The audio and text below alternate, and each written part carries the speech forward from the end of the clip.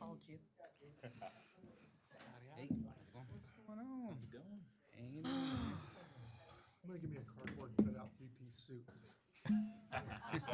Sit right here. Okay, I second the motion. But you always look good. You always look good. Appreciate it. I don't know if I can pull that off, though. Let's try it and No, see. no, negative. Thank you, thank you. Oh, to try it? Oh, no. Or that he couldn't pull it off. I know. That's what I agree with him on that. I was like, that was. Come on, Correct. Corey. Is this one we can also make changes or recommendations to this policy? Yes. Well, because it says smoking, but we gotta say vaping. That's what we're here for, to make recommendations. It says No smoking. cigar. That doesn't mean But we'll allow cigar smokes. smoking, We'll allow your vaping. e-vapes or Thank you. whatever. No, I don't do e-vapes. Oh, okay. Cigars. Okay.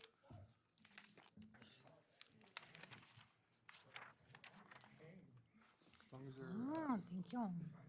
From 2002 to last month. The only one that hasn't been refunded was the one for when there was we have one currently on file, but that's every payment. you got waters in there? Thank you. You want a water? Anybody? You got one, two, I do. I'm okay, thank you. 1, 2, 3. Gonna forget about me. Watch this.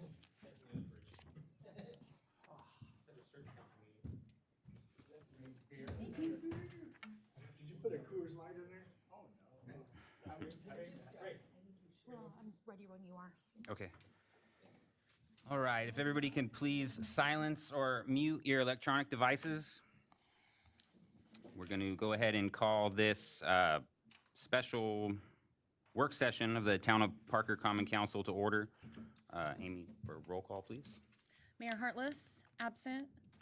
Vice Mayor Waddell, Here. Councilmember Shant. Here. Councilmember Daniels. Present. Councilmember De Leon. Here. Councilmember Grenwald. Here. Councilmember Junk. Present. All right, so the purpose of this special work session is to discuss, this is discussion only for the Aaron Hill Fuels rules, regulation, and usage policies. I guess I will, we all got this packet here with park use policies and reservation procedures, so I guess we could start there and open it up to anybody that All right. has something to say. I just had, this was prepared and put together by the Parks and Rec Committee. So, the first park usage policy and reservation procedure, yes, was done in conjunction with Parks and Rec and council. So this is a new kind of updated version that has not gone through Parks and Rec as of yet. The old one that you adopted many years ago, yes, did. We're gonna have it go through Parks and Rec, but with the time framing, we wanted to get this done so we can get Aaron Hill open as quickly as we can. So I want to thank all of you for taking the time today to come and do this. I know it was really short notice, but Little League is going to start here very shortly, and we would like them to be able to use that field.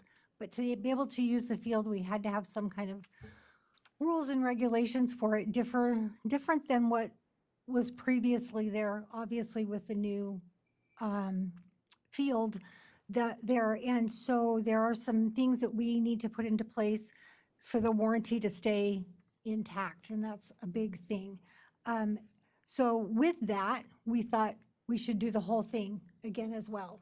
So we did invite Parks and Rec to be here, and I see that several members from there are here, which we very much appreciate. And I also see that some board members from Little League are here as well. So we can get their input along with yours. Steve has kindly gone through and added some things to address the new field over there. There are some other park other rules and stuff here and here that I really kind of like to look at as well, that were on the previous one. You all have a copy of what he is sort of proposing. And if we kind of want to go through there, we can start with that. I've also had finance prepare, because it was out there that we couldn't use the fields, or Little League couldn't use the field until after the 60 days for the fee schedule to go in effect. Well, that's not exactly true either. We already have a fee that's associated with that field that can be charged if need be. It's been in the past. Little League has not ever been charged. That fee has always been waived. I know there was some discussion yesterday at the Park and Rec meeting that said that that some of the Park and Rec committee thought that it had been charged at $100 a Bill, team. I had finance go back all the way to 2002. We've never collected a fee from Little League other than the $250 deposit for the park usage concession stand, which they've always gotten back at the end of the year, except for 1 year when there was some damage that was done. So I just want to be really clear that typically you guys waive the fees for the youth groups, not just for Little League, but also for Pop Warner and whenever they use our parks and recs. And that's typical of that. If you guys want to look, I think I think Steve got this down to like 6 pages for your park and usage policy and reservation procedures. Your first page just kind of goes over some of the quick things.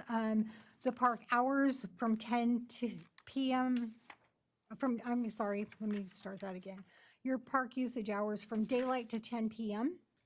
during the week, and weekends daylight to 10 to 11. We know that's kind of in the summertime and on weekends, especially in the summertime. We'd like it to be a little bit longer because of the heat in the daytime, but you've got to outweigh the vandalism and being in the park at night. And you can't just segregate out one group of people. I mean, it has to be fair straight across the board. If you're saying, the kids can't, or you can't play volleyball after 11, but you can be in the park drinking or whatever. It's got to be all the same. You can't differentiate between what they're doing and what they're not doing. It just all has to be the same. So you guys want to take a really good thought process on what you want your park hours to be. Then if you go on down, you got another one that says smoking is prohibited. We might want to look at that one too, because there's more than just smoking going on. Now we've got the vaping and we've got some other things that kind of happen in there too. So you might want to look at, if you want to change that wording, this might be a really good time to do that. And the next one down just says small children must be accompanied by an adult at all times. I'm not sure what a small child is. I mean, you might want to think about an age, up to 11, up to 12, up to 13. Anything under that may need an adult. Just something to think about, because what I think is a small child and what you think is a small child may be different. And now we've got, 5-year-olds running around the park by themselves because you don't think they're too young.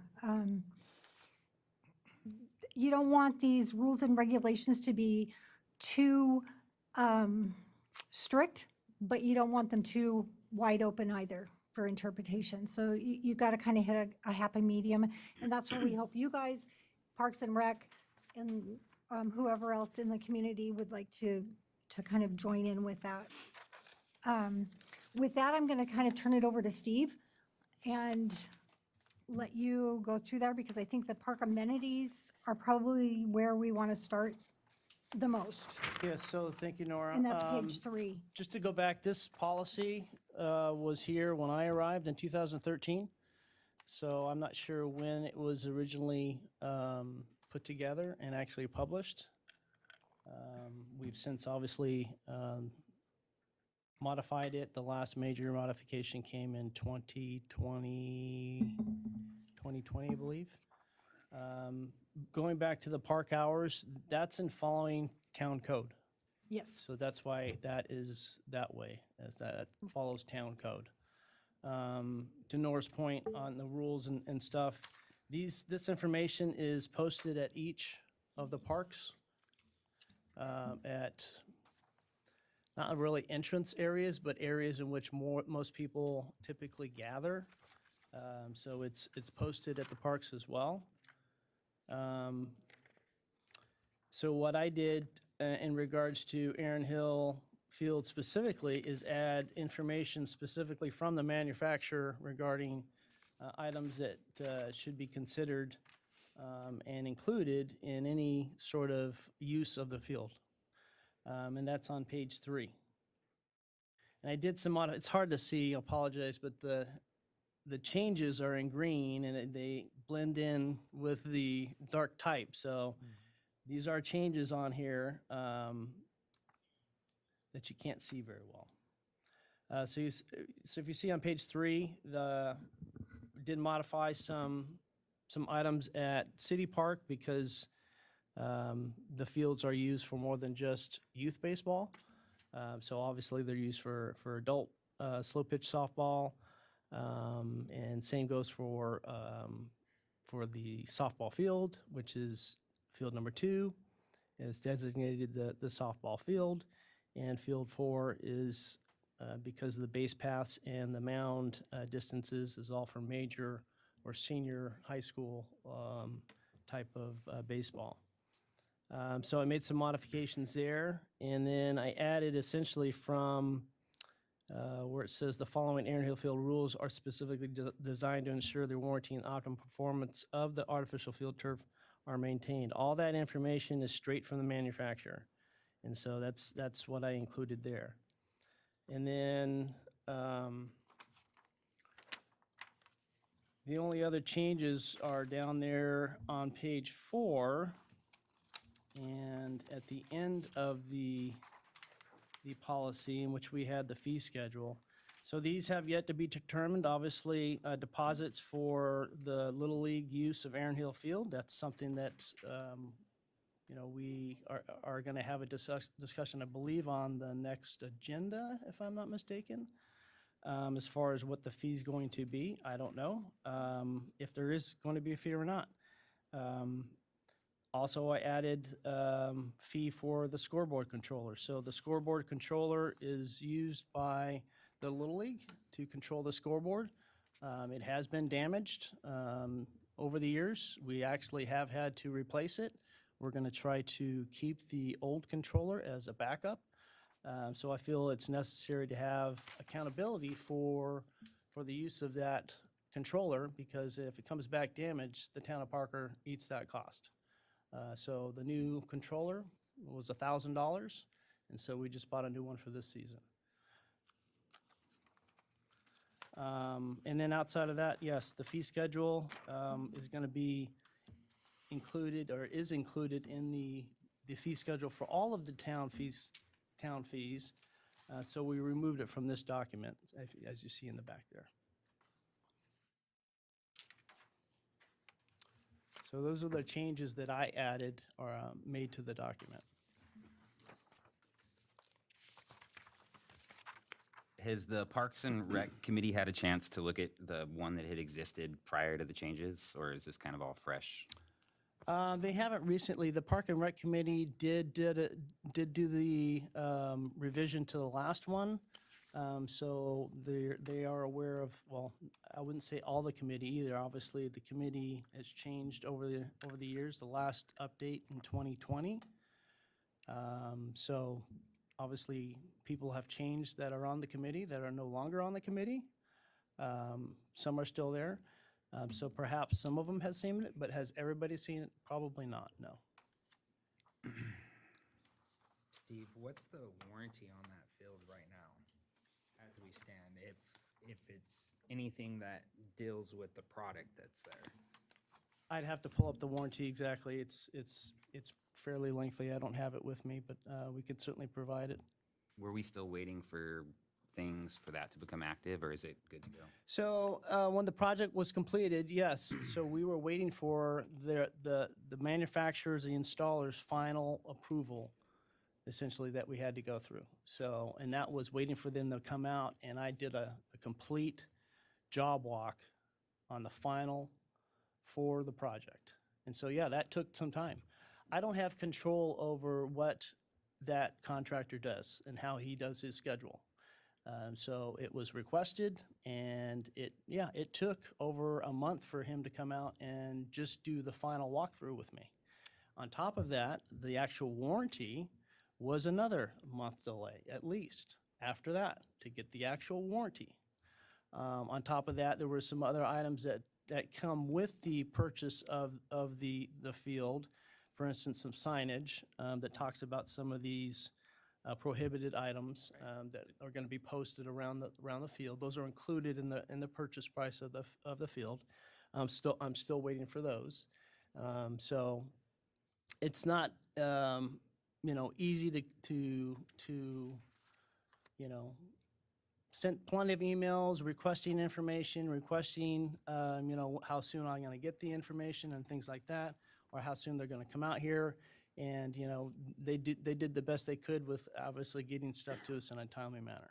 Other than the signs being, Yeah, and we Being still here- don't have the Right, signs. we can print something on paper for the time the being. other, with the other tape, thing, you the know? other things have been completed. But the signage really wasn't preventing us. No, It was it's basically waiting for completed them to now. do the final walkthrough with me and to actually get the warranty package We from receive a them. certification or something, I'm assuming. Yes. Gotcha. Yes, it's all completed now. So now these park rules are what we're waiting to So this is the final get step? to. This is. Do we have a warranty on the controller as well? That's a good question. I will have to check. So, because we could write something up like normal wear and tear, because I would hate for somebody to be charged, like if a button is already getting loose, or I've never seen the controller, whatever's on it was getting loose or something, normal wear and tear, if we did have that kind of warranty, because I would hate for somebody to get charged, $1,000 because the button fell off when the button was getting loose for Yeah, and 3 months. the controller, I wasn't here when the field was built and when the controller was initially purchased. Obviously, I think that happened at the same time when they opened up the field. We had a controller that was provided to the town of Parker for the scoreboard. So that field was built and I would say completed in 2012-ish timeframe, 2011, somewhere around there. So yes, the controller has seen a lot of years of use. And so that's kind of, it's going to happen over the course of that many years. But the point being, yes, it is a very expensive controller. Care does need to be taken with the controller. So having some sort of deposit for that is, I think, would be a good thing for the town of Parker. These fees and deposits, they're not meant to recoup the entire cost of the items. It's to provide accountability for those organizations that are wanting to rent or use the facilities. If the town is not going to recoup some of those costs, it gives that group no accountability. And that to me is wrong. We all know that finances are tight. And so for us to recoup just a little bit of a cost share for the town to replace it, it gives them ownership and accountability that they need to hold whoever's responsible for it once it's signed out, just like whoever's responsible for the field use. It gives them accountability that these sort of things will not be tolerated or should not be tolerated, that you have to take care of these things. And if you do find issues or do have issues, please bring those up to town staff. And that's what the whole point of this is. No, I think everybody likes to have nice things, but the reality is there's a price associated with that. Right. My concern just with the deposit is changing it, my thought would be trying to change it to something that if something is damaged, that organization could be charged up to X amount instead of being on the front end. My concern would be putting the deposit up on the front end. Say if it's not as a well-off organization like Little League, I'm sure it's pretty okay where they have a certain amount of accounts. But say if there's a fundraiser or other type of event that they are going to be using that, they may not have the upfront cash to be able to put down for a deposit to be able to use these certain things with that. So that's where I think put in something in there that they can be charged up to X amount if exemption or- damaged with that would be more the route that I would suggest compared to upfront deposit.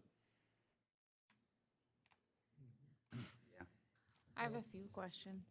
No, I don't carry as much teeth as already having the deposit, don't you think? That's completely true. I mean, that's where if you already given up that, then that's definitely going to be the higher feeling at risk that you're going to be losing out on that, and then it's going to be more difficult to collect. But are we more scared of that, or compared to, you're right that it doesn't have as much teeth, but I think it may disincentivize some other not as well-off organizations to be able to have a chance of using that, say like You can different always do fundraisers or exemptions. things like that. Potentially. Like the band that plays at Western Park, you know, how we waive their fee, and there's examples where there's smaller organizations that approach us and just request that we waive the fee, and generally, I think we've always just agreed to waive the fee. Yeah, and I think the fee for that, it's, I don't know if we've done it necessarily with deposits Right. for like controllers or things like that, where Yeah, not that I'm if aware of. they're, you know, like a fundraiser for a softball game with that, are they going to be thinking about asking for a exemption for a deposit compared to, you know, maybe exemption from the facility use of a field, maybe that they're going to be asking for, but for a deposit, that's where Right. maybe not so much. Or it could even be included or considered in the cost of the facility fee, you know, if that's a part of the facility fee. But- Steve, Aaron Hill Field's the only field in our town that's locked, correct? Correct. How many keys and locks have we issued throughout the years since that? Numerous. Numerous? Too many for me to count.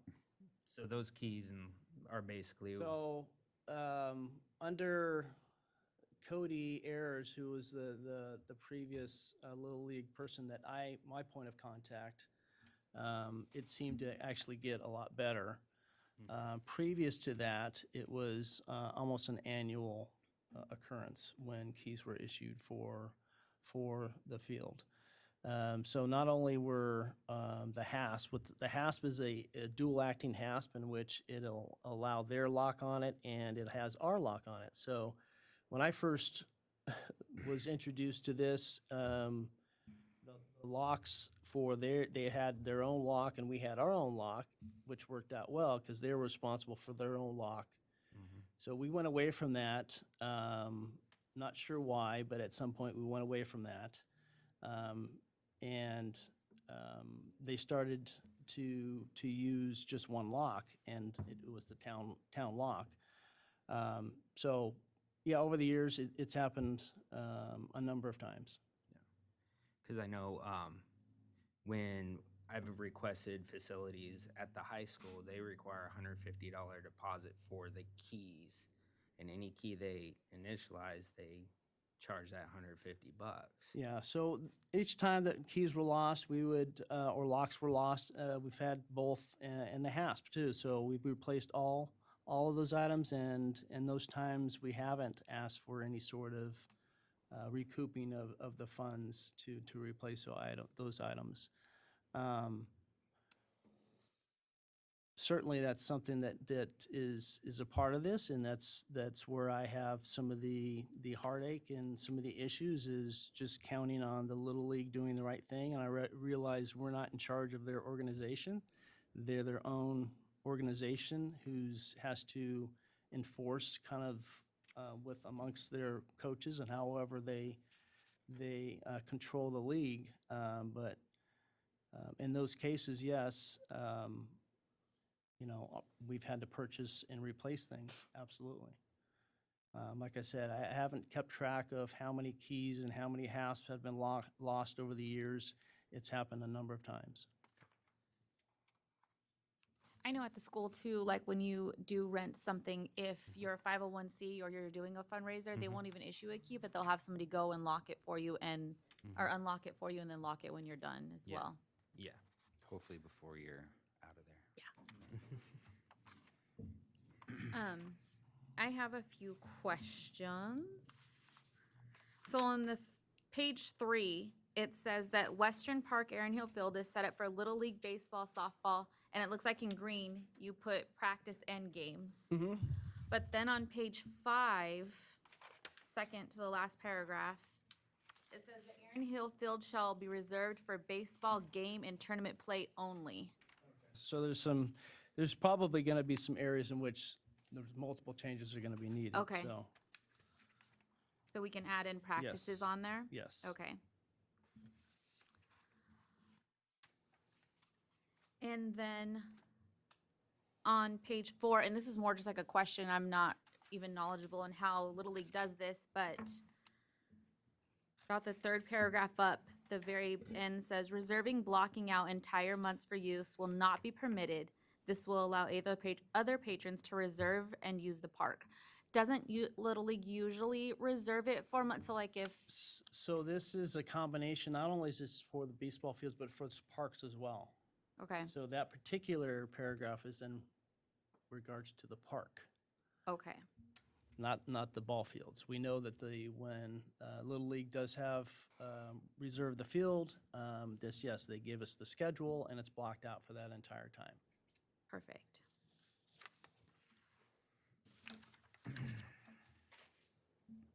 Regarding defining the young children or small children, is there any discussion on that? What that should be?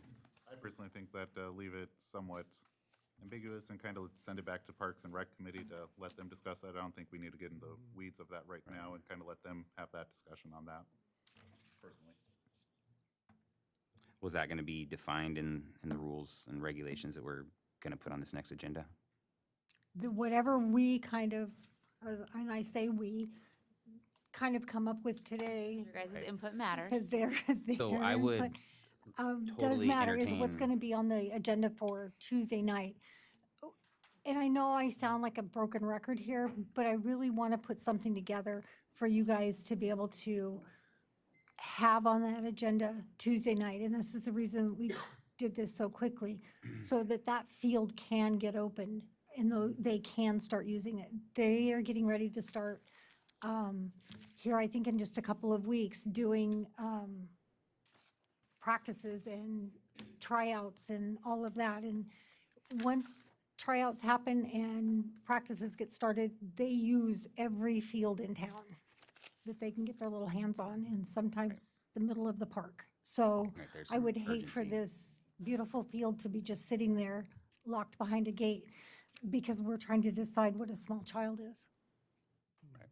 Chief, is there a number that's floating in your head that your guys see a kid? I mean, it's not like you can look at a kid and be like, oh, he's 8 years old, you know, and Where is that at, honest with you, Dusty? it's the little kids that aren't the problems. It's the 12 to 17-year-olds that are the biggest problems for us. So you want to put a parental guidance on there, put it on those. But I think for a safety issue, little kids are out and about.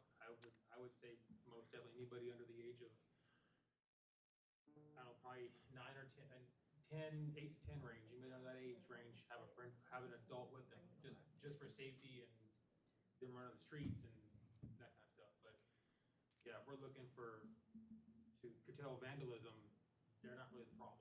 right. I have another question, sorry. You go ahead. I have another question too. So I was looking on approved activities, and so if I were just a community member walking in and I'm like, I'm gonna throw a concert, it's an approved activity. But there's a lot behind that, even just Googling it really quick. There's like different temporary flooring systems that you can get and things of that sort. Do we actually have that? No. Okay. So maybe, do we have to include that in here right now, or could we adopt it later when we actually have that and are able to do so? We allow concerts in the park now. Not on our turf field, Dusty. Oh, not on the turf field, right? But they would, I mean, if they would bring it in, I would imagine with this one. You think? I mean, it says specifically special instructions, so that would be part of the special instructions of And what if would be it's- included with that. Covered under the warranty specifically, you said these were provided by the manufacturer. So, I mean, Okay. Yeah, the reason why I included it in this particular, because, you know, updating policy tends to be a problem, you know, it's a bit of a long journey, let's say. So having it in here now, regardless if we have the material and the special equipment needed to have that type of event, I think we should include it. Just knowing that, yes, if we want to have a big event like that, yes, we needed to make, you know, purchase the equipment, and then we can do this. So I would like to leave it in, because it'll take us, you know, having to modify it add here it in the back in later. future if we don't do it now. So with that question, is that why we're not allowing T-ball? Because I know T-ball in the past has been able to be at Aaron Hill Field. Now we're saying no. Is that why? Because of that pedestrian traffic and things of that sort, or? No, I don't think, I mean, in the warranty or in the information that they sent, they don't have any problem with T-ball use of the field. I think where the problem comes in is in setting bases. So if you're talking about putting portable bases out, which T-ball does, and correct me if I'm wrong, that's where you have an issue. Okay. It's not that they can't play T-ball. So if they were able to play T-ball on the existing field, using the existing base pass and setup, that's great. But having a T-ball off the main diamond area, then have a T-ball section over here and a T-ball section over here with basically portable things, that's where you run into the And issues. damaging of the, okay. And most of their information provided, that's where they see the problems happening, is with items that aren't necessarily approved to sit on, you know, field. But the way I look at it is, it would still be possible. It just, you have to watch out for the wear and how things wear. Granted, T-ball, I don't know how many teams they have on an annual basis, but it's not a lot. And it's not like it's like a full season if they're playing every single day in the same spot. So even in those cases, I think, you know, T-ball should be probably considered. So I don't have a big push against T-ball necessarily after reading everything that they provided for this, for us to put in this park rules. It seems to be okay. Is the issue with the way it's? like They're mostly T-ball, concerned with pointy objects. affixed to the? No, that are fixed and that can actually disrupt the way that the infield, I guess you'll call them pellets, are on the field. Once you get out there and start walking on it at the grand opening, you'll see how it feels and everything. So it actually starts to move the product around to different spots. And so you'll have a spot in which you'll feel like it'll have like a divot or a depression. That's the material getting pushed away from that spot. So they want to try to prevent that. That's why there's very special precautions that they want you to take when you have these different types of events, and to mix it up as far as locations, so it doesn't always happen or occur in the same spot, if that makes sense. Because you're wearing out a specific spot over and over again. It just comes It's from the traffic or Yes. whatever's put on, not necessarily what's being driven into the. Correct. There's nothing, you can't drive anything, any stakes or anything into the field. And so that's the other issue. Yes, T-ball uses those, kind of they're just the place, the base paths that you can just place. They don't necessarily tack into the ground. That would be okay for T-ball use on the field. But anything that actually tries to attack down that you have to secure is prohibited. The one thing definitely like we would have to change for T-ball out there was we Corey. would open up. Thank you. Corey with Parker, president of Parker Little League. So the one thing we would certainly want to change is in the past, we would just open up the sides and parents would come and bring their own chairs and they'd bring their coolers. And now you got other objects that were on the field when it was, previous field, it was okay. But obviously that is something that we would not want to permit. And we would try to just actually schedule the game so they're just happening right there at the normal base pass, so it's all normal. Again, it's low impact. These kids probably weigh 50 pounds soaking wet. But, I think for them, it would be amazing to have the opportunity to be out there on those fields, and schedule the games, maybe every other hour or so. But we definitely wouldn't want to, again, kind of maybe do it that same format where we have the games scattered around. But I would really love to be able to, again, have our T-ball games scheduled, especially because now that if we don't have those games going on at City Field, the other kids can be practicing and stuff over there while we kind of facilitate the games, at Aaron Hill. But, certainly from Little League's perspective, we want to do our part to keep this field. Like, I'm so thankful for all you guys and the hard work that you guys did to get that field out there. And we want to see it, continue to be that way. So I would just, love to, find other ways to maybe use that field too in low impact ways, for the community too, because to me, it's our prized joy to have that amazing field right there. And, in my mind, I would love to maybe have some family like kickball games or something that's very low impact that wouldn't damage the field. But, and there's kids that would, love baseball in this community that would love to play and practice at those fields instead of having to go at the current state of City Field and practice there. So I would just, strongly consider, looking at maybe some other ways we can use a field, low impact and all that. But, we're certainly here to keep this field looking as nice as possible. I don't know if anybody has any other questions from Little League's perspective at this time, but. Have you had any discussion within the group on rules or things that, Obviously, seniors and juniors, they're the only ones that are gonna wear metal cleats out there. Obviously, no gum, no seeds. That again is gonna come from leadership on the board for Little League to enforce that with the coaches. I can't say, there hasn't been trash and stuff left out there before, but it's certainly gonna be on us to enforce those things with our coaches and volunteers that are out there. So as we're kind of gearing towards that, those are certainly conversations we want to have.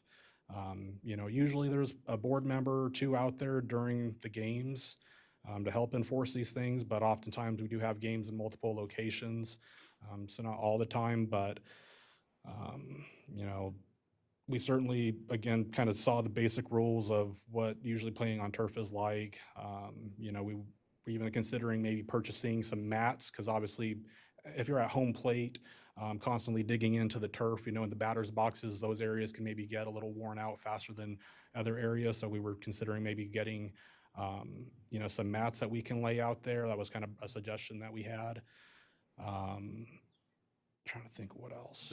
The home base area is actually already set up that way, so on both sides of the batter's box, left and right side, they actually have removable batter's boxes. So that can be peeled away and a new one put down, so. Okay. And that's how same with the pitcher's mound. So those two areas they really thought about, wear and tear. And so, yes, we have the ability to actually pull that off and put a brand new one down. Nice. and you mentioned metal cleats. Was there something, I thought I read something. that Yeah, said metal cleats molded are not allowed. It says specifically here, molded cleats or screw-ins. Yeah, the dimensions of that field is gonna be for, minors, Oh, majors. the metal cleat, Yeah, athletes aren't gonna our use that. major, Oh, okay. our kids would not be wearing those cleats. They're not permitted in, Realistically, they only need to go to 12. After the age of 12, they won't be able to use the field. yeah. Oh, okay. They outgrow the field.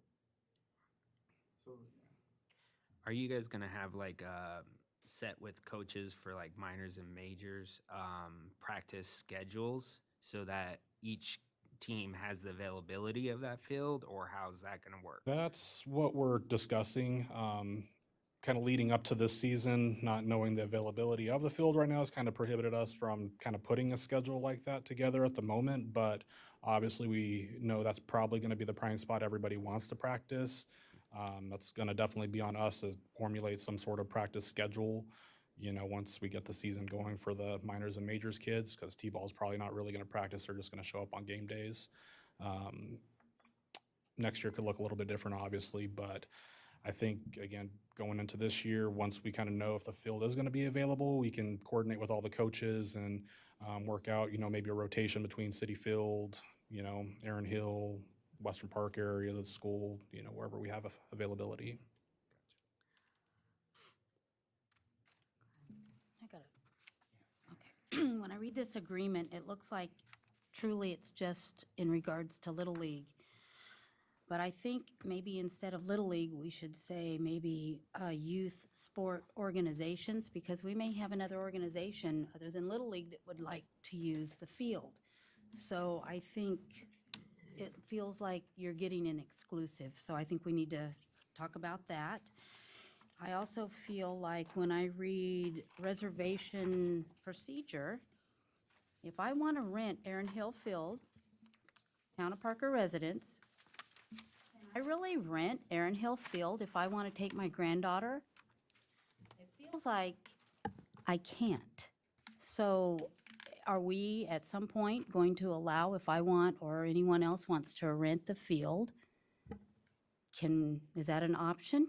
Can we get a locking fence, or is this exclusive to everybody who plays sports? And if you want to maybe take your family and play on Sunday, too bad you can't? The only locked park in town? I'm asking, is that where we're heading?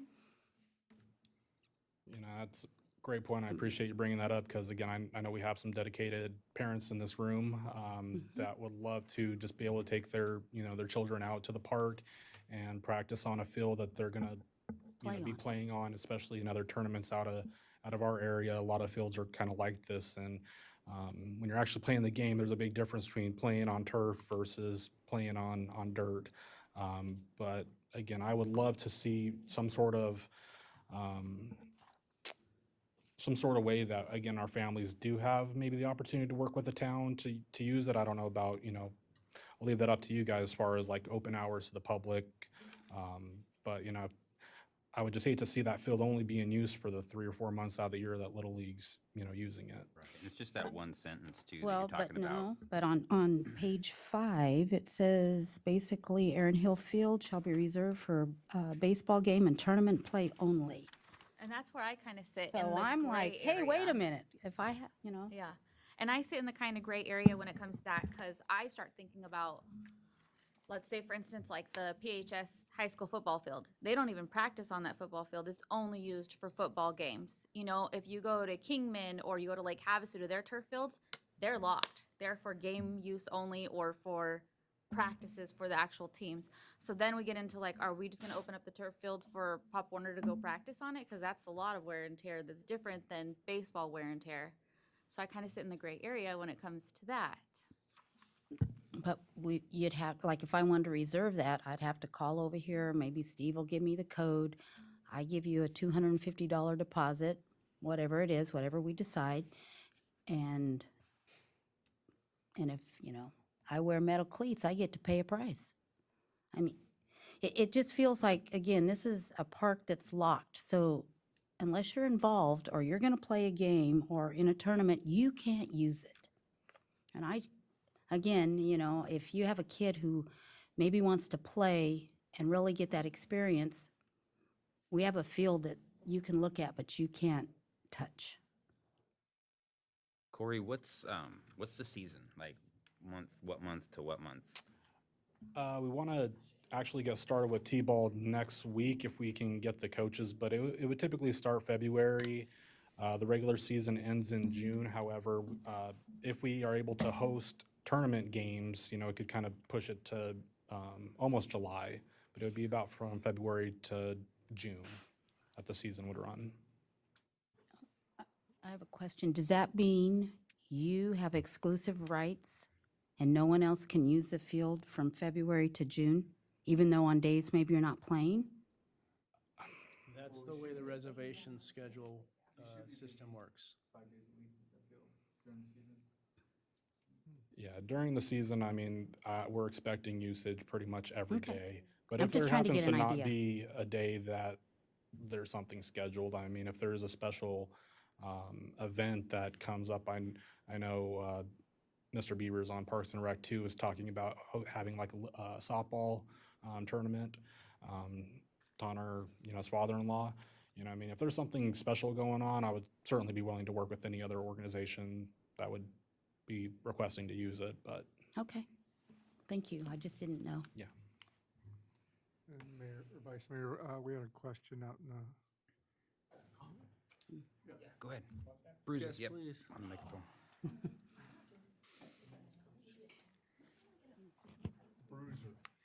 Howdy, Morris Savada, Town of Parker resident. First of all, I don't think anyone should have an exclusive right to use a public park. This is the Town of Parker's public park. As someone who's played baseball, coached baseball, and umpired baseball, and participated in my grandkids' baseball games for years, one of the most ugliest things I have seen is a lock in a chain on the baseball field. As a town, you should be embarrassed to have that. I mean, seriously, my grandkids live in Phoenix. Nearly every single public park, municipal park, is open for anybody to just go play on. And that includes the fields. And I know that because I go up there and I do it. And I bring my grandkids down here, and I can't take them to that field over there that is so precious. It is literally under lock, chain, and key. The only time my grandkid got to play on it is when you guys had the home run derby, which unfortunately I don't have anymore, which was fun. But some of you guys were young. You guys played Little League. I'm sure when you were young, you would have wanted to go out there maybe after school or on a weekend and just go play, get a bunch of guys and play together at a nicer field instead of having to go to the crappy fields we have over there. Now, believe me, I can call them crappy because I was alive when they were built. I was like 7 years old. I seen that park get built. And there was no lock and key on it. It was everybody come play. Everybody come and enjoy it. Now, maybe you might try to justify it now because you spent a lot of money or money was spent on artificial turf. But that thing was locked when it was grass and dirt. And that's ugly. And I don't think any organization, and I was in Little League forever, so I don't think any organization should have total control of the Town of Parker public field. If I want to go there right now and go hit ground balls to some kids and stuff, I should be able to do that. I'm a resident of the Town of Parker. That should be my right. Now, I understand you leave the Town of Parker offices and stuff at night, you go home, you lock the doors. That's a public park over there. And it should be available to everybody. Now, I can understand if you want to reserve it, there's rules and stuff. And that, and it's the same way in the Phoenix area too. You can't go play on the field if it's reserved. And they are reserved at times. Now, I understand that. But when it's not reserved, that thing shouldn't have a lock and key. They really shouldn't. I was going to say other things, I forgot them, but that's just the gist of it. It's an ugly thing, and I think it's an ugly message. I hear you. Appreciate it. Corey, I don't want you to feel either that we're like picking on you, like you think this is only for you. No, it's No. Because I just want to make that really clear because I sat on Little League board for a little bit and I don't think that we ever thought like we get to use this field because it's a baseball and softball field and that's just the right that we have. So I just want you to know like we're not just picking on you. I think that it's okay. Thank you. But I think that we're kind of talking with you rather because you are representing them right now and it is one of the only leagues in Parker that is a baseball softball league, minus the Heat League, which was adults and I don't think they play at Erin Hill. It's too small. It's too small. So don't feel like we're picking on you as the president of Parker Little League. I'm thinking of ways to pick on you right now. Kids, Corey, are involved in Little League in Parker.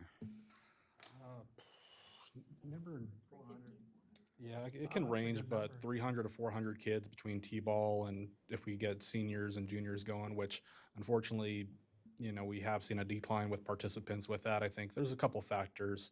I think club volleyball kind of started for young men, and I think that kind of caught some interest in them that would usually participate in our juniors and seniors. Plus, just City Field 4 it's been the same field since I was a little kid playing out there. It's in really bad shape, and I don't think that draws a lot of enthusiasm for kids to have to go out there and play on that field.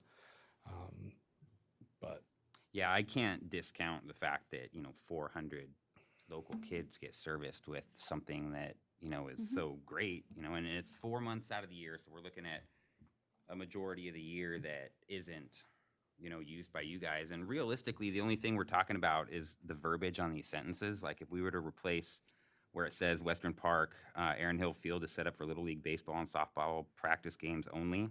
If you just struck Little League and left it as set up for baseball and softball, or, you could change that verbiage around, but it wouldn't come off as exclusive if you struck Little League, because, absolutely, there's other organizations that do baseball and the community members that play and want to play.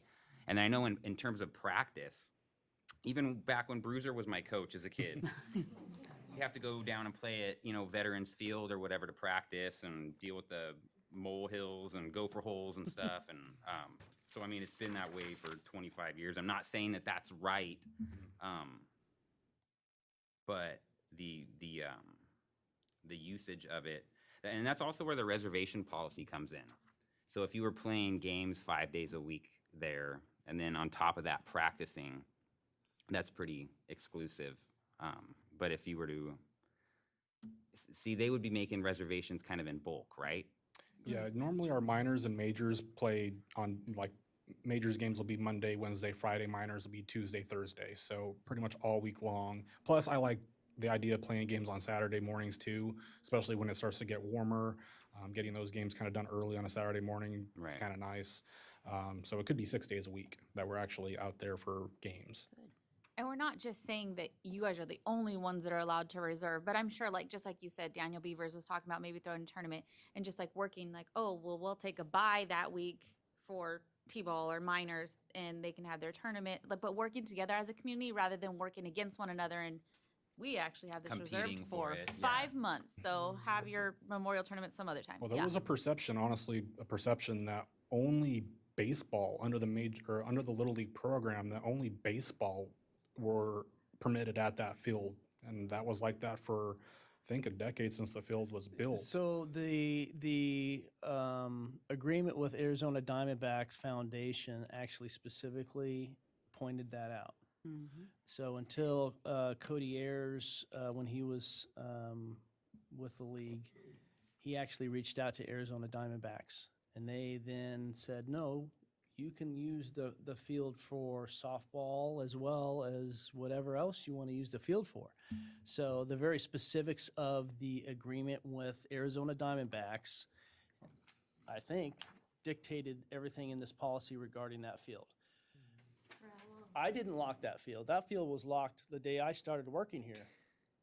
So that was part of the grant, So- part of the, when we originally, I say we, I wasn't on the council or even working for the town at the time, but when council originally applied for that grant through the Diamondbacks, and they've done many fields throughout the state of Arizona, they build them specifically for the 11 and 12-year-olds, the major league kids. That's the reason the bases are the way they are. That's the reason that the size of the Dimensions field are- is, yep. because that's who they build them for. So for a length of time, and I honestly can't remember off the top of my head, and I should, with who my husband is, I should know, but I don't, exactly how long that agreement lasted or needed to be into place. And then after that length of time, then it could be opened up to other things. And yes, some of this language in this, the parks and amenities, specifically states Little League, and I think that's where that came from. My opinion, we take Little League completely out of it. If you want to put in youth baseball, youth something, or just leave it baseball, softball. I mean, I would leave it as open, in my As opinion, be open as you open can. and vague as possible. again, with Little League, they have really specific dimensions for their different age groups. So you're not going to find your juniors, which are 13 to 16, I think, or your senior league, you're, I think, 17 to 18. And I'm probably dating myself honestly, because it's been so long since I've been involved, but you're not going to find them playing on this field. They may be out there practicing once or twice, but just for the glory of saying, I've been on the field. But for a regular game or a regular practice, you're not going to find them on that field. It's too small. They're going to be hitting home runs every day and every other time at bat, and they're just, it would be fun for them. That's the ego But- booster right there. Except the outfielders would be asleep, picking daisies that aren't even there. So, I mean, those are the things that you want to look at. And I just think that actually putting the language Little League in there really straps kind of the whole, what we're trying to do. And as far as the MOU with Arizona Diamondbacks, there is no end date on that MOU. Just so I've read that thing ad nauseum over the last 12 years. So there is no end date. That's why when I spoke with Cody a few years ago, and he reached out to Arizona Diamondbacks specifically for that question. Like, we want to use the field for softball too. Can we use the field? And they said, absolutely, no problem. Verbal or written? Verbal. So.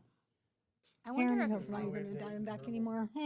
I wonder if different towns have like MOUs between the town and like Little League. If it was different than just the application that every single person can fill out, or if they have MOUs with the understanding of the lights, the locks, the usage, you guys are reserving it for X amount of months. Would that be almost easier or no? Well, I know Nora has Yes, spoken they to do. Christina They do. about this. I knew it. So, not every, But a lot do. but you're going to find in the bigger towns and the bigger cities, they're going to have those MOUs. And it's good for the town or city, and it's good for the league. And it's not just Little League again. They have them with the softball, the co-ed softballs. They have them where they're playing for months on end, because you do. I mean, there's a lot of money that goes into those, playing on those fields. I mean, it costs the town quite a lot of money to have those lights on every single night. Steve's finally done some different things that we don't have to worry about the lights being on after a certain day. They turn off by themselves, and he can, or Cody or whoever it is that has it on their phone, can turn those lights on and off without even going to the field now, where we were leaving them on all weekend because we knew that somebody was going to be playing on Saturday, all day Saturday and into Saturday night, and then they would be taking a break, and then they'd be back on Sunday, so they would just be left on. Or, somebody was going to play and then they got canceled or whatever, and the lights were on. So we've done some cost savings there, so doing an MOU might be the way to go. But right now, I mean, that's something for us to really definitely look into as the season goes on, but What's it cost on average for a night to have those lights on over there? I don't even know. We have Miss Megan, an would estimate. you have an estimate? Oh, she's mathing. Well, I One moment, know- please. Isn't there a demand charge through BIA immediately of $1,000 Gonna say it's for gotta be each up there. month, and then you get charged the wattage? I'm not sure what that is. Because One I moment, know in our my agreement, math queen over here is working. in our agreement, because we run flag football over at the football field now, and we were told by the school district that it's $1,000 per month for a demand charge, and then we pay the wattage after that. Mm-hmm. So is that kind of the similar stuff we're dealing with at City Park? No, No, no. I don't think so. I think it's just whenever we turn them on, It's just straight usage. So I think It's 1,000. 1,200, I want to say. What's the average? Maybe 1,200? City Park is Yeah. like 17. Oh, 1,700. So yeah, that park, I could get specific information for Aaron Hill Field through Musco, the lighting company. So 4 But months, On the remember, exact cost. 1,700. these rules are a not night. just for Aaron Hill month. Field or for Western Park. These that we're looking at today are for all of our parks. Unless it's Unless it specifically says Erin Erin, Hill. Western Park, so he's got some things in here that specifically say City Park or Western Park. So Western Park is semi-different than Erin Hill Field. Yes, they're on the same block, yes, they're in the same area, but you're talking Erin Hill Field is a separate rental than say Western Park, because And that's a fee we waive to use sports, correct? at this point, you guys Electricity have. and, Up to this point, you have always, you've pretty much always waived it. So if we could actually put together a number of what that costs just in electricity for 4 months, I mean, it's, And it's a donation. I mean, you guys donate to, I mean, that's how the town donates to Little League. I mean, we can't obviously write them a check Right. because we all know that Christina has a heart attack when we do things like that. So that's kind of our way of, giving back, but you are, I mean, it's a large fee. so let's say someone goes in for a private reservation and they have a small family, they want to do a small family baseball game or a memorial game or something along those lines. They pay the $250 or whatever for the park reservation fee. We still flip the lights on for free for them? It's $20. $20. So we still flip the $1,700 bill for that? Yep.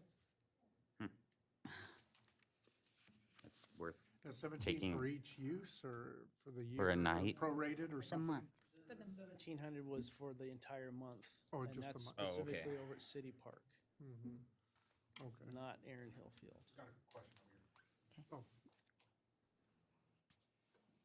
Hello, I'm Brian Postma. I just moved back to town, and really, there's not much for kids to do in this town at all. When I was a kid, there's a skate park. That's not here. I guess really the question is, the BMX track's not here no more. I have 4 daughters. I would love to be able to take them with the soccer ball and just go kick it around at that field. But I don't want to pay $250 to be able to go do that. I'm not asking to do it when the lights are on, but like in the middle of the day, if that would be accessible. I think a lot of people see that in this town, that a lot of things are just gone, and this is the most beautiful thing in the dead center of town, and people just want to have access to it. And thank you. So, I mean, thank you for your comments. And I just wanted to ask, like, if we would have discussion on usage of that or opening it up. We had a couple comments already on just unlocking the gates and. right. Yeah, we can open it up for the usage. I don't know what.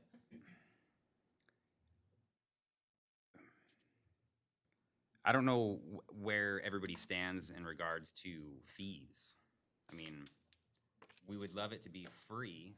I mean, I know ultimately, like, it's a public park. Yeah, it's public and tax paid, so. Right. There's already, fees have already been paid us. Right. In essence. I had one more thing, sorry. I think what it comes down to is like a maintenance thing, right? Like you guys had this great park once and then it just kind of went to trash. And then you built this beautiful thing back. I just came from Oregon. All of our parks there all have AstroTurf. Every park does, and it's all open. Really, it comes down to maintenance, and if the people are maintaining the park the way it should be, it's not going to go to crap. If those rubber pellets are being put in when they needed, it's being brushed out when it's done being used. As long as it's being maintained and not just let go, I think that will like kind of get away like from the big problem that's happening with it and trying to keep it nice. Right, somewhere in here, we've got to differentiate between Erin Hill and the other parks a little bit better, because, I mean, I know that these arguments are very much for Erin Hill Field, but I'm also trying to take into consideration how this applies to all the other All the parks, other parks too. into one. Hi, I'm Kaylee Page. I'm going to go against everybody and say I don't think that that field should be open to just anybody, and it's not necessarily like a maintenance thing or anything like that. But I mean, we've seen what Park Harvey looks like with the youth. We've seen what Western Park looks like on the graffiti on the walls, in the bathrooms. I just would hate for that field to be left open for anybody to use and them go in with spray paint and Yeah, and ruin that field. That's my only concern, is if we leave it open to anybody, that those things would happen. And you know that they would happen because we've already seen it at the other parks. Hello, I'm Brad Yarbrough. I want to say thank you guys for that field. It's amazing. Baseball is a big part of my family, me and my kid. We love it. Really appreciate everything. Any concerns with the field, questions you guys after, as I'm here now, feel free to ask me. I'll give you any answers. For that field, I'm just with Kaylee. I don't think we should give it to anybody. I think you need to reserve the right. I don't know how much you want to charge. If it's not with the lights, it might be cheaper. But like, there's other teams. Like I travel all the way to a lot of different complexes. This year alone, I've probably been to 50 different baseball fields across the state, Nevada, everywhere. I have turf, clay, you name it, carpet, you name it. So any questions, you guys have questions on it, let me know. But with the field concerns, with the foot traffic wise, I wouldn't worry about it because I've been on fields where there's tournaments ran constant. I'm talking 50, 70 teams one weekend. You go out there, the next week, 60, 70 teams again. Like I said, there's only a certain amount of kids in this Little League program, 400, if that, 4 times a year. And with that being said, that field realistically is only going to get used for the youth between ages of 9 to 12 because of the restrictions of the field. So taking that away from the kids as the age of 6 and 5 when they get in there is also kind of counterreactive to bringing something to the youth because it's only given them 3 years. So if the field was built structurally, say like 300, they would be able to use it. Kids would use it the whole time, all the way into high school. You guys could have made a lot of money off that, especially out of the travel ball. Because I've had Havasu reach out to me asking about that beautiful field we got. Can we rent it out? How big is it? When can we do it? Not too sure. They said they called down here and talked to a few people. They said they couldn't get on the field because they have unlimited fields up there. They probably have about 15, 16 fields up there. And their T-ball starts, we can't even practice up there for travel ball. Travel ball seasons exist. We just go to tournaments. Like I have a tournament this week in Vegas. We're going with Brody. So like for me, the concern in this field, I understand it is what it is. Sandlot over there for me, I'm just happy to play. As long as we have access to it, I don't care.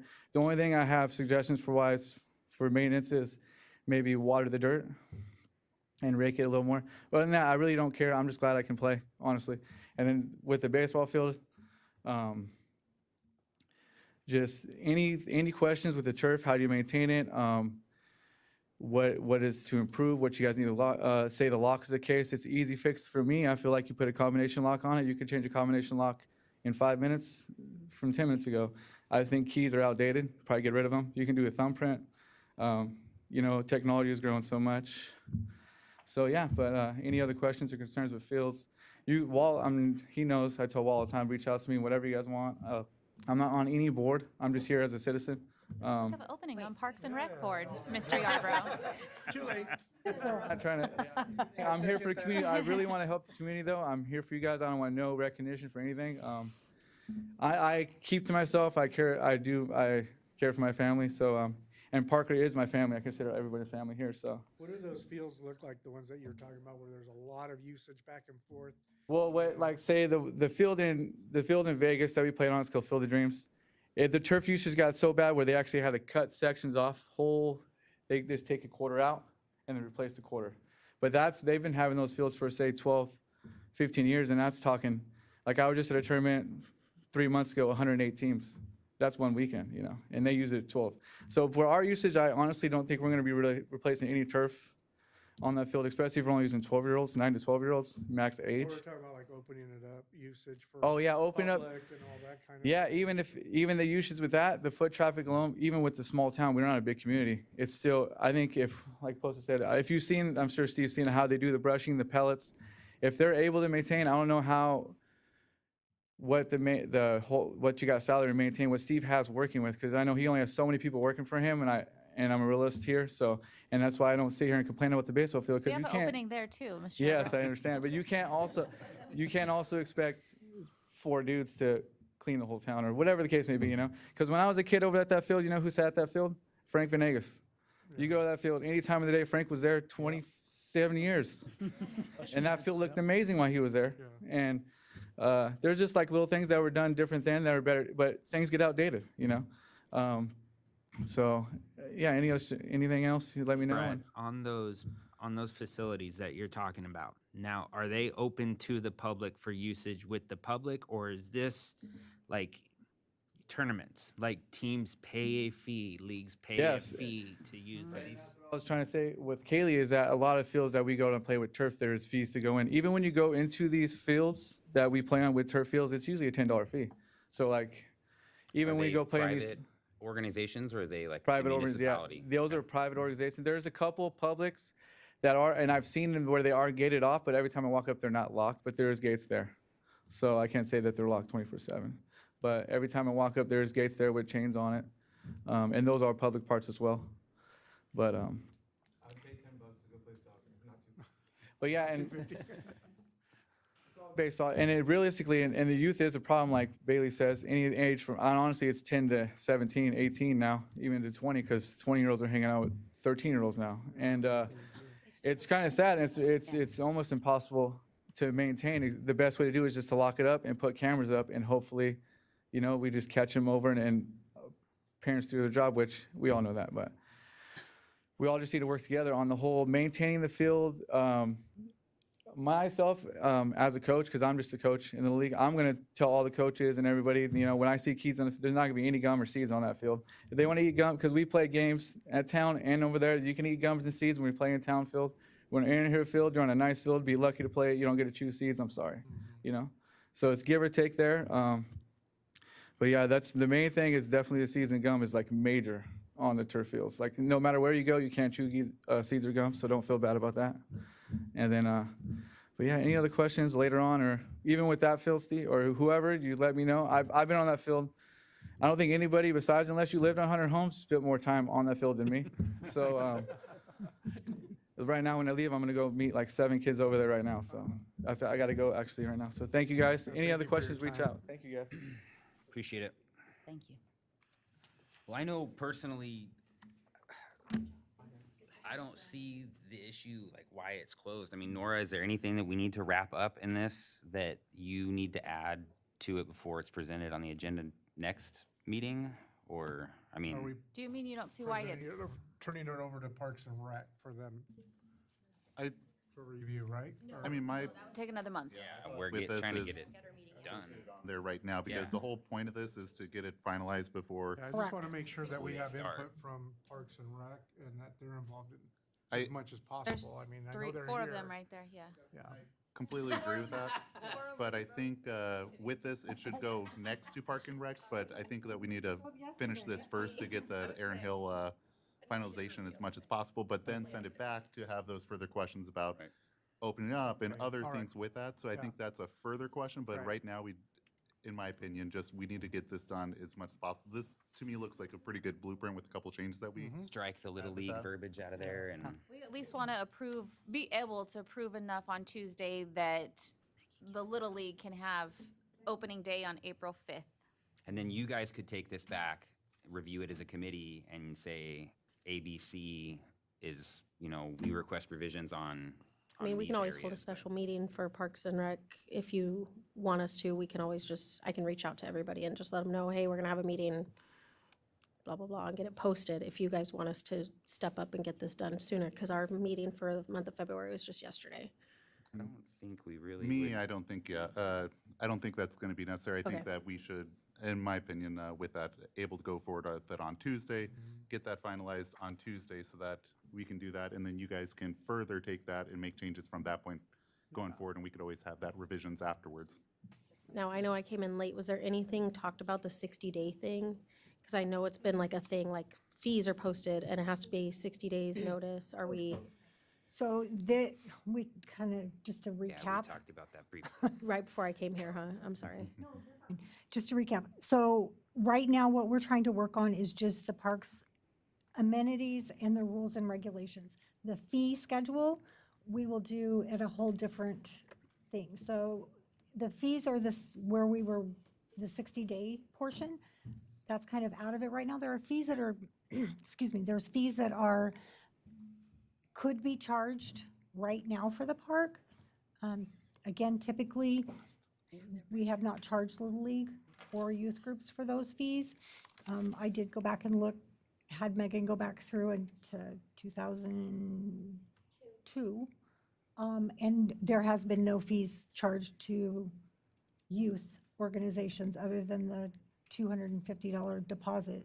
And those have been returned except for one where there was some damage done to the concession stand. And then I believe the one for this year's been paid, if I'm not mistaken. But so really today, what we're dealing with is just the rules and regulations for that and not the fees. Okay. So that was kind of why this meeting was hurried. 60 days is just kind of That's kind of off on the for back right now. burner. Right, we'll just kind of use the previous fee schedule and. That's what I was gonna say, so we're just gonna keep the old fee schedule. At this now. point, that's all we can do. That's the best thing to get you guys in there and playing, as soon as possible. Amend that, that's when the 60-day, that's what you have to do. Correct. Okay, Right, if but they're you'll already be in there playing, so. So my takeaway from this is we're going to take the Little League portion out and just use baseball, softball? Or are we going to put youth? I would put like youth sport events or something along those lines. I'm a nay to youth sports. I want it baseball, softball, but that's just for record. What if it was fog? Or like, what's the frisbee baseball one? What if it was one of those? It's not Yeah, or even technically T-ball. baseball. Yeah, so like T-ball. Well, that would be youth sports. I mean, that's where I think Yeah. I T-ball said should youth be sport allowed potentially with that. So Yeah. same baseball, softball would exclude that. I just wouldn't want Pop Warner to be like, let's go have a game on the baseball. Well, and we could field." always deny that application, Yeah, right? just deny it. I know. Yep. You guys- Yeah. Ow. And I'm like, That's Kaileen's up like, for no. review. They never have enough grass areas within the town to Practice. so many kids. I mean, we put them on every grass area in every park that we have, and they still don't have enough space. So if we have an opportunity for them to use another grass area, they're going to ask. So if you put it in there that it's just for any youth sports, that question is gonna be asked, and I'm not gonna have any reason to tell them no. How about this then? Baseball, softball, and other youth sports upon approval of council. Is there a category for baseball? Does They- it fall they- into You a would have to have these on a sport regular type? basis come to council for approval. For other things such as what you said for football or whatever, Pop Warner. So yeah, they would have to go with that, and they would have to have justification of why they want to go on AstroTurf with this on a baseball field for that. If they want to come Or and make upon that. approval with Public Works Director. Town- Or town staff. No, I think we'll leave this Steve said, upon the no, council. no. I've got enough responsibility and daggers thrown at me every single day working it for the town of Parker, so I don't need that. I don't see that, I mean, there may be that initial request with that, but I don't see that constantly coming up if we set a precedent that, say, Pop Warner is going to be denied at that particular case. And not picking on Pop Warner, Kaileen, at all. It's soccer as well. Okay. Soccer, There would be like soccer one is gonna year. wanna. I was just use gonna it as ask, well. so like youth soccer wouldn't be allowed to play out there? If it was in the my ideal outfield? world or the town's? Well, I'll be I say completely no. honest. Youth soccer, that field wouldn't even be suffice for the amount of games, the amount of kids. That's why we kind of went towards the high school facility, just because there's 260 kids and stretched out from 3 to 13. So, I mean, I'm talking like yeah. not the big kids that are gonna be playing at the, Yeah. football field. Me but- personally, I think that the field should be used for baseball and softball. It's a diamond. Me too. It was brought in by the Diamondbacks to be used for that type of facility. I don't see youth football being asked to use it. Kickball, that might be something where we dive into if they're, Use a diamond. yeah, anything. So, That's what I was saying, is there like a category that baseball Yeah. falls into where you could say these types of sports allowed, but I don't know. You're talking to a non-sporty individual. Baseball or baseball-related type of sports. Like ball and stick sports, or I have no idea. So I get what you're saying, but, something to leave it to Yeah. where You could leave in there youth, baseball, Organizations. and softball. And then Just approve everything else on an as. I was gonna say, then if somebody else wanted to come in and do a tournament or use it for something other than that, we could tell them that they needed to apply through Special event permit, a special, yeah, Okay. which goes to. which council for goes to you guys to make that decision. Cool. But I would leave youth baseball and softball at Aaron Hill Field. Just me. You guys do what you want. As long as we can, say, make changes for whatever else, I would be fine They with would, that. yeah, there would be a special use permit. Yeah, and then just like the small changes, like on, page 5, taking out for game and tournament play only and just adding practice. Yes, is I what- wrote okay. that down. I'm trying to keep up with notes, so bear with me. But yes, I did write that one down. Then what did you guys agree for small children? I would say, personally, again, I would send that back, that'd be one of the minor things, send back to Parks and Rec to, Kind of discussed, not you, Corey. Fun spot. But, well, kind of just to play Go ahead off and of- stand up Stand with to the mic. mic. Yeah, you gotta do a song too for. I know. Eileen Baldenegro, Parks and Rec. We would just suggest doing the 10. That's what Players is. You have to be 10 to be there by yourself. A lot of the kids from Players go and kind of habitate right there at Pop Harvey Park. So that's what we thought. 10 years old. Makes sense to Kind me. of what Chief was saying too. And it's kind of like a soft rule anyway, I mean. Yeah. But yeah. and that's, They have no idea. personally, I just like the discretion of whoever is enforcing it to Right, have that to discretion, and that's where I personally like the vagueness of it, Yeah. but. Spirit of the law versus letter of the law, but. Right. Yeah, that's kind of why I asked Chief. It's like, what do you guys see when Yeah, you, it's- what's too young? Yeah, that's a little bit- Then you got the 18-year-olds You- that act like, yeah, exactly, you got it. On page 4, if you go all the way down to where it says payment and reservations, there's a sentence in there that says fee schedule is not subject to waiver or discount. I'm not sure that you, No, it should be. Yeah, right? it should be. Yeah. Or, yeah, discretion of council, or So I don't know how moved. you want to word it, but yeah, take that out.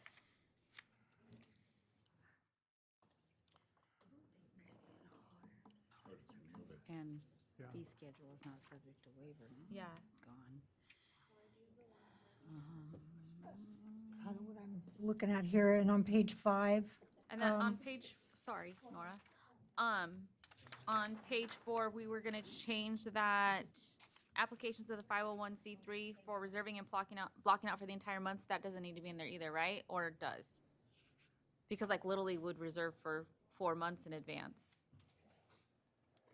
Yeah, I think what we need to do is make sure it's, because that's more or less for the park, not for Aaron Hill. Okay, for Aaron Field. Hill Field, okay. Yeah. It just needs to be clearly defined. Who- on what I it was Could gonna we say, we'll include need to further- add some, a little verbiage in there that says something about Little League, youth.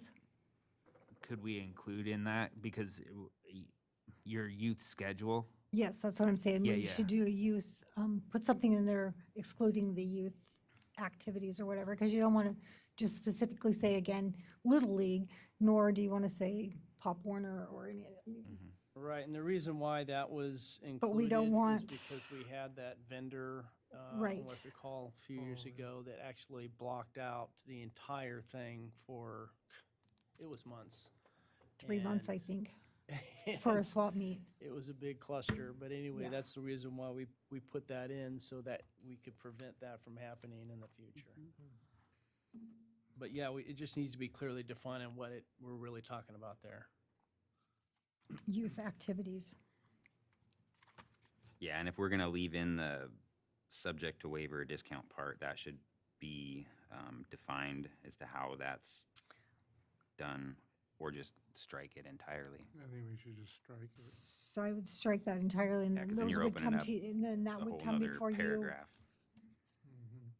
That would, because, if somebody wants that waived, the fees waived, then it would come before you guys. And Steve Should I wouldn't just put be, in there waivers are to be approved by town council? Is there a spot specifically for event applications on here that I missed, or? We'll just not put anything about waiving fees and yeah, like ask I them, just, tell them it has to yeah, be I just drew a line completely through the Okay. whole Yeah. fee schedule thing. All right, I struck that one out too. Thank you. I'll have Very true. And then that next paragraph down, deposit is required for Little League use of Erin Hill Field. Deposit is required for use of Erin Hill Field scoreboard controller.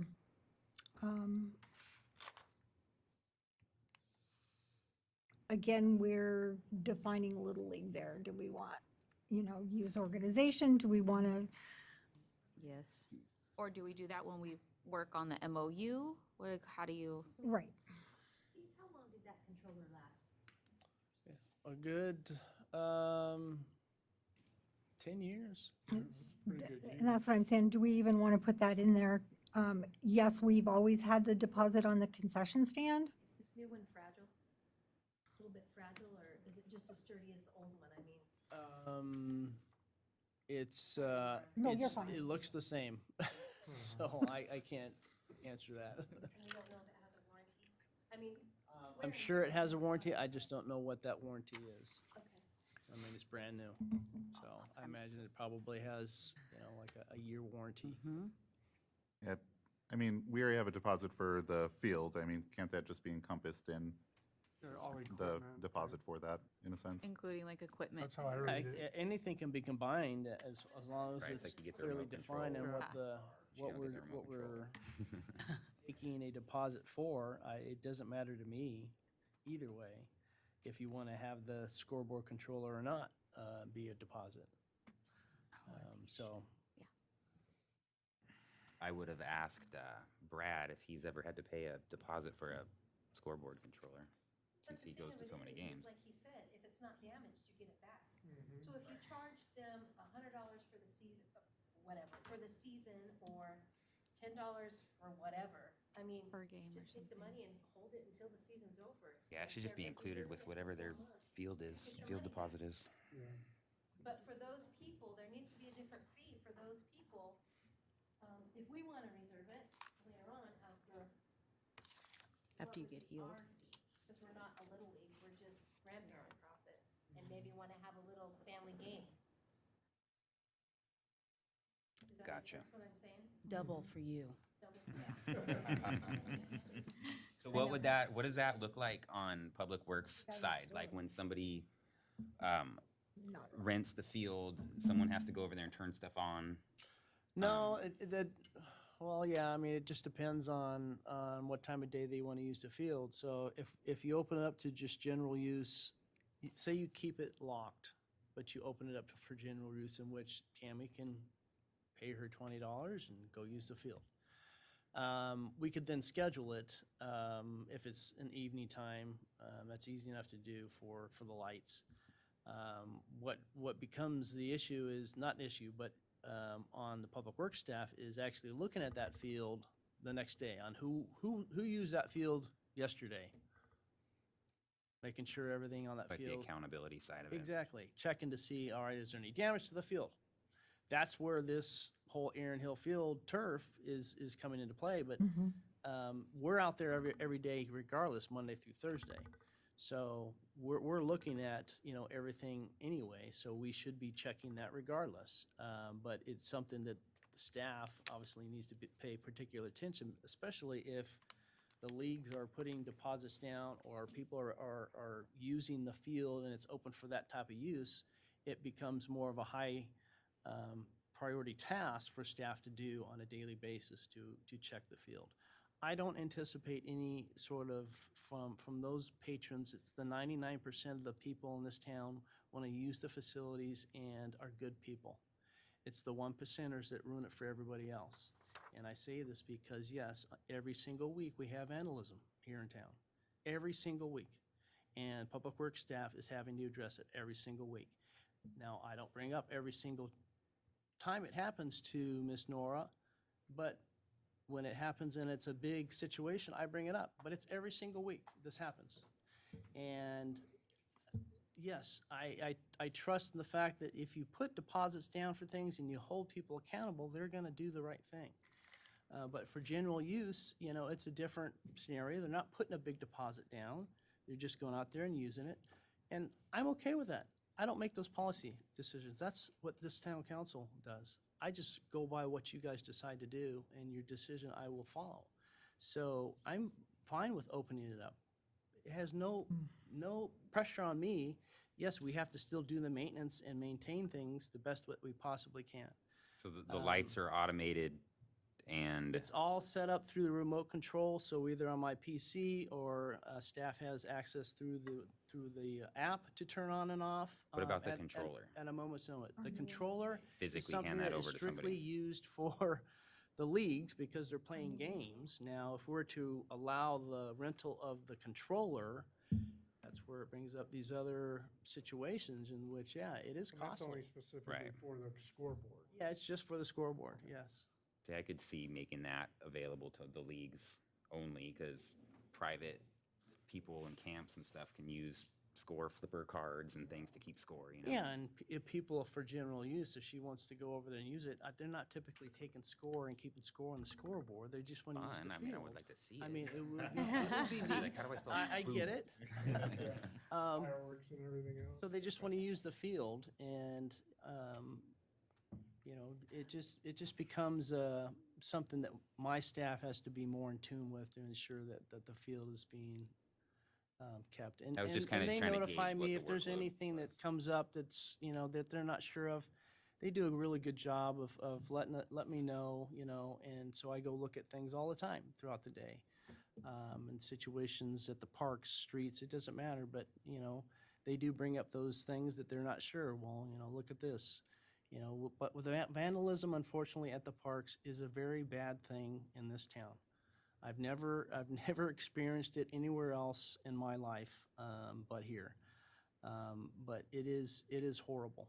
It really is. And I've impressed upon the committee to come up with ideas, slogans. I've even mentioned slogans, see something, say something. That really needs to be something pushed through the Park and Rec Committee and through this council to get those people identified who's doing this vandalism, and then we need to hold them accountable. So we've done this, and we've taken them to court, and unfortunately, the judge has actually kicked out the case. So even the judges, to a certain point in this town, have not followed through with videos and actually evidence of damage, and things have been kicked out. And so you know how discouraging that is for the person who's in charge of maintaining those fields? When it gets to that point, and then we don't even have judges that will support what we're trying to do here. It's disappointing. It really is. I'm open for anything that this council wants to do. And obviously, the Little League Board and the Park and Rec Committee Board, they have a certain vested interest in doing these things and having them maintained properly and usable. I'm all about that.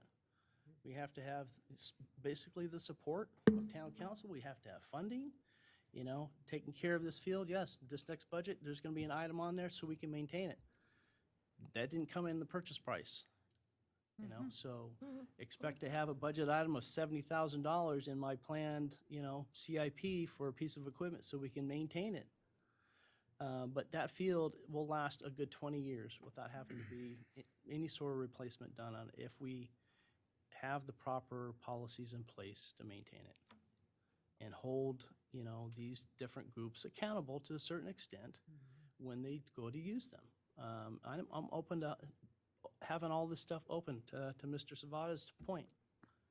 I get it.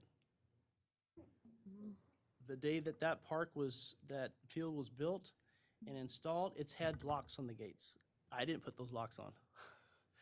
Town council at the time, through the public works director and town manager at the time, came up with this policy, I imagine. I don't know. But this has been handed down. So it wasn't our decision to lock that field up. That was the agreement. Well, I came up here to address the 1%. First of all, My God. I think you guys have great passion. And, I think these guys are here because we know our youth needs to do something. I understand Bruiser because I also grew up at a baseball park too. But I understand that you're in a pickle too. But I also think that the taxpayers knew on a weekly basis, hey, there's more vandalism, there's more vandalism. And if we could find a way to prosecute these kids, everybody work together, let's get it done. And if our judges aren't going to prosecute, they need to be turned in because that is why they're there. The law is the law. And the rest of us with grandkids would like to go over there and use that park, but we can't because of the 1%. So, and I understand, this is a big budget item, and we don't want it to be ruined. But we also want to be able to go as families or as groups and have fun. Absolutely.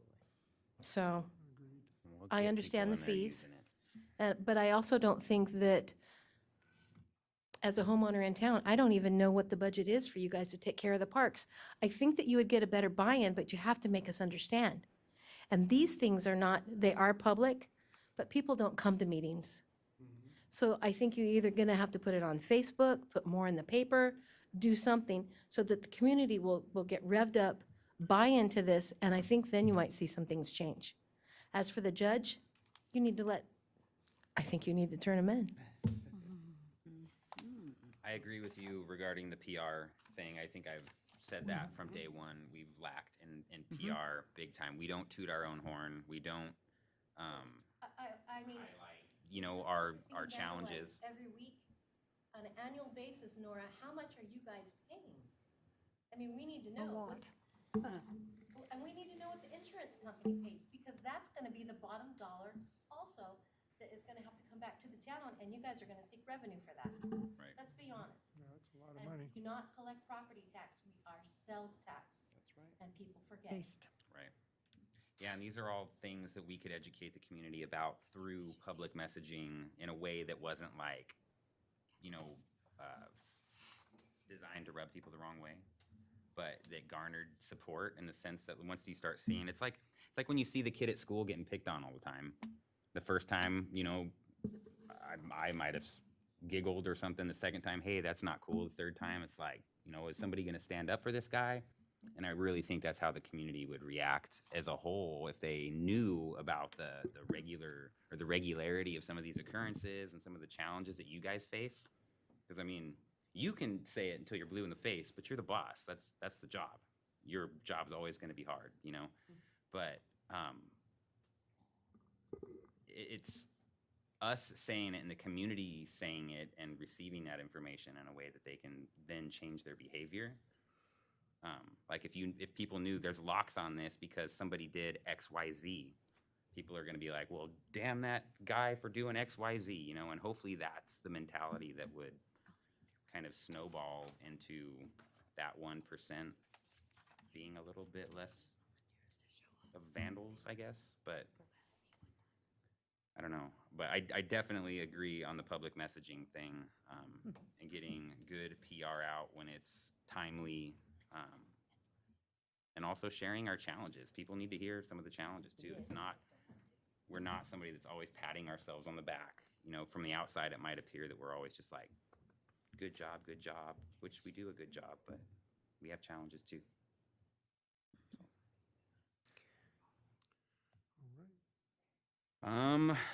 Is there any further discussion on this? I feel like we've beat it all up. Well, can we go to page 5? 2, 3, 4, 5, 6, 7, on paragraph 8. I don't know if we want to define this a little bit more, but it says, prior approval from Public Works Director is required for any and all apparatus or equipment brought into the park facility. So I get that in Aaron Hill Field, but just as the park itself, That'd be put on their application, we could do that. yeah, instead of it just going to the Public Works Director each time, just set the Well, application and then be subject to whoever's approving those. Public Works Director. Oh, you have to approve every one of those, Megan. Steve? Or Megan? Okay, yeah. How about just town staff? Yeah, staff or something like that. I'm gonna say a hard no on that because there's a hold harmless clause on there for a reason, so that we're not responsible for any equipment or apparatuses that they bring on town park areas. If I'm approving them to bring that on there, you just made the town liable for it. Right. Okay. We don't, Yeah. So we I need to would strike just strike that whole thing. And this is, you're talking specifically past like a fence or past a gate or past. In the park, On all parks. in the park. If you go down to the next, not the next paragraph, but the one right after that, ball fields and court reservations are for the sports fields and lights. We really want to put lights in there. We want them to reserve those lights. We don't want them just Okay. willy-nilly having lights on and off. And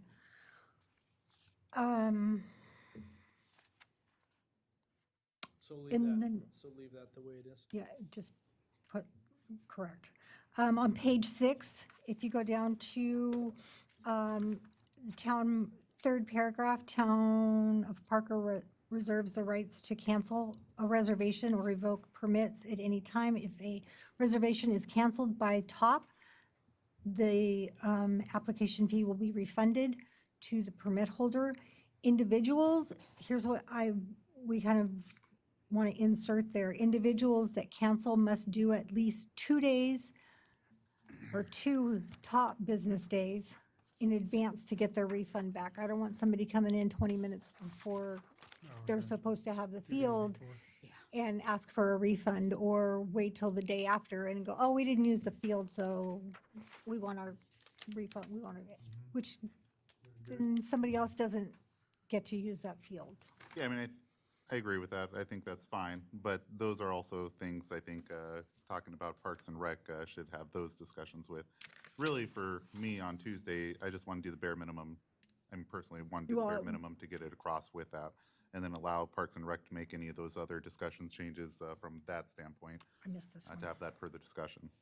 So that's where, if anything, kind of want that bare minimum, just to send it back to Parks and Rec to have that further discussion, Oh. to focus on that. That's right. I'm sorry. We want to take that the lights out because it's a separate fee. I had that backwards. I'm so sorry. Take the word lights out, so that's a separate fee, because most of the, Sporting is- reservations for Just baseball for the are sports during the day. field and Mhm. that's it. So like 2 And then the paragraph right under that, we'll take the word Little League out. I got that. This is the major note to remove Little League from all. And I think that was all my suggestions, and get this thing passed and out of here. We all good with that? To the 3 people left? One just kind of quick question. So based on everything that's taken place today, again, I had planned on our opening day to be on April 5th. Is there going to be any opportunity previous to the opening day that, again, as we get the teams formed and all that weeks before April 5th, or is there going to be availability for these kids to play and or to practice on this field before opening day? Absolutely. Okay. Like next week. Then our next meeting, Our if meeting's we on pass all Tuesday. this, If we they should pass be- this on Tuesday night, you should be able to play no later than Friday that week. I think Steve will have it all ready by then. Perfect. and then Parks and Recs will have a little Then bit they of can homework to go- do in yeah. regards to buttoning up a lot of the details and stuff. Again, I just want to thank every one of you for taking the time today to work on this and Thank you. discuss it, and it's been great. Thank you. Well, if there's no further discussion, this meeting's adjourned. Thank you all for coming. I don't think I've ever talked so much about something I'm so little involved with in my life. But you